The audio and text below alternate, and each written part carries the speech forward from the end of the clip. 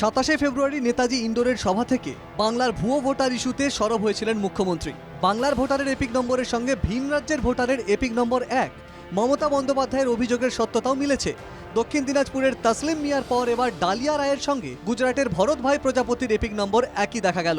মুখ্যমন্ত্রীর নির্দেশের পর থেকেই নিজের এলাকায় ভোটার তালিকা স্ক্রুটিনি করতে বাড়ি বাড়ি যাচ্ছেন তৃণমূলের জনপ্রতিনিধিরা। সোমবার বালুরঘাট শহরের 5 নম্বর ওয়ার্ডে স্ক্রুটিনি করতে যান বালুরঘাট পুরসভার চেয়ারম্যান সহ স্থানীয় তৃণমূল নেতারা। দেখা যায় ডালিয়া রায় নামে এক মহিলার এপিক নম্বরে গুজরাটের ভরত ভাই প্রজাপতি নামে এক ব্যক্তির সঙ্গে এপিক নম্বরে মিল রয়েছে।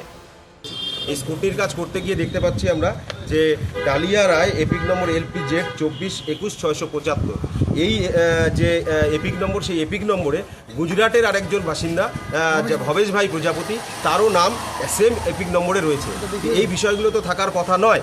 আজকে এইভাবে যে আমরা বামফ্রন্টের আমলে সায়েন্টিফিক রিগিং এর কথা শুনেছিলাম, তো আমার মনে হয় এটা একটা ডিজিটালি সায়েন্টিফিক রিগিং।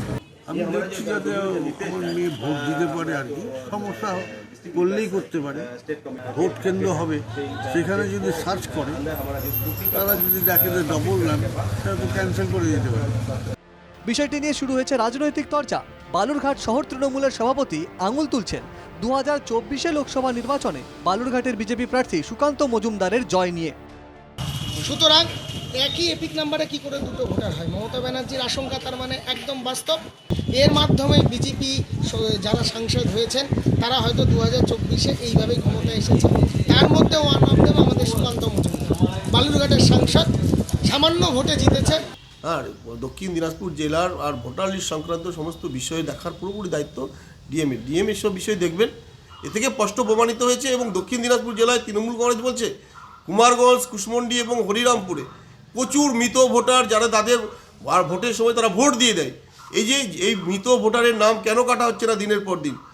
বাংলার মুখ্যমন্ত্রীর অভিযোগের পর চাপে পড়ে নির্বাচন কমিশন বিবৃতিতে জানিয়েছে, একই এপিক নম্বর থাকা মানেই ভুয়ো ভোটার নয়, যে যার এলাকায় ভোট দিতে পারবেন ভোটাররা।